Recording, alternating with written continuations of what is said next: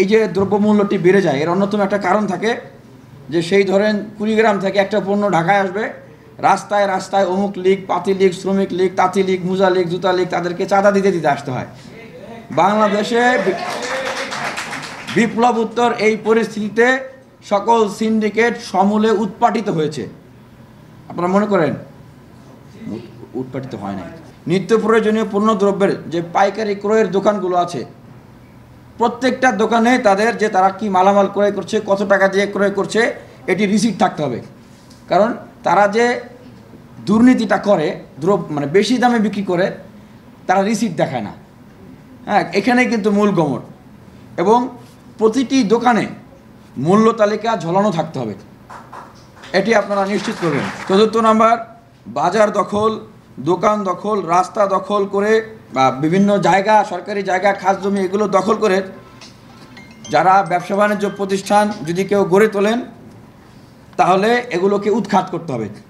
এবং সেই ক্ষেত্রে বিপ্লবী ছাত্র জনতা তারা ভোক্তা অধিদপ্তরকে সহযোগিতা করবে। যারা মনে মনে চিন্তা করছেন যে আবার আপনারা এইভাবে সিন্ডিকেট করবেন, রাস্তায় রাস্তায় চাঁদা নেবেন, আপনারা সাবধান হয়ে যান। এবং বিপ্লবী ছাত্র জনতা, আইন শৃঙ্খলা বাহিনী এবং ভোক্তা অধিদপ্তরের সাথে এই ধরনের কোনো ঘটনা ঘটলে শক্ত হাতে আপনারা এগুলোকে প্রতিরোধ করবেন। এবং যেই সিন্ডিকেটের রাষ্ট্র ব্যবস্থা বাংলাদেশ থেকে উৎখাত হয়েছে, এই সিন্ডিকেট ব্যবস্থা পাড়ায়, মহল্লায়, নগরে, বন্দরে কোথাও যেন এটি প্রতিষ্ঠিত না হয়। এটির কোনো ধরনের কোনো তথ্য, কোনো ধরনের কোনো সংগঠিত হওয়ার কোনো বিষয় আপনারা জানতে পারলে আপনারা সেখানেই ব্যবস্থা গ্রহণ করবেন।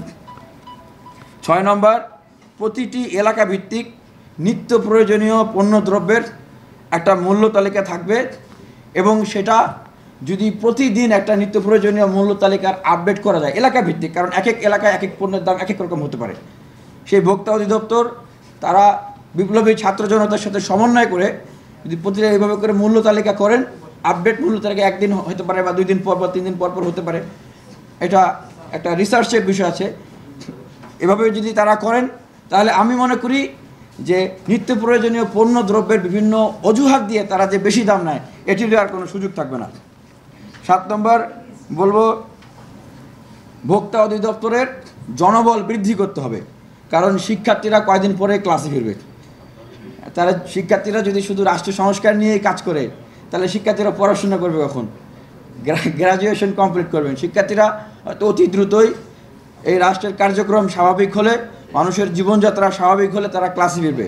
সেজন্য ভোক্তা অধিদপ্তরের জনবল বৃদ্ধি করার যে বিষয়টি, সেটিও আমরা দাবি জানাচ্ছি। 8 নম্বর পয়েন্ট, দুর্নীতি বন্ধ করতে হবে এবং স্বজনপ্রীতি বন্ধ করতে হবে।